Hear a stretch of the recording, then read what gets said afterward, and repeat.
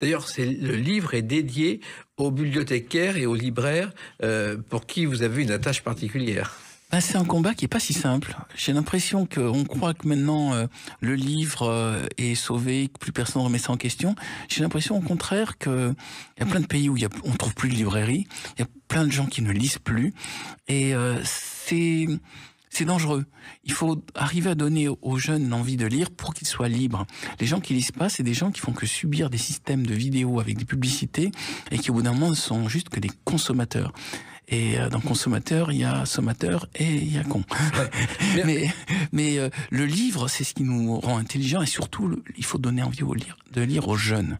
Voilà, et ça, c'est le travail de certains libraires qui aujourd'hui se battent, et vous le savez, et vous les défendez, pour conseiller aux jeunes des livres. Ce qu'on d'habitude, il fut un temps, je viens de Frédéric Tadei qui m'a dit il avait un compte ouvert enfant chez un libraire de Boulogne, et le libraire lui conseillait des livres.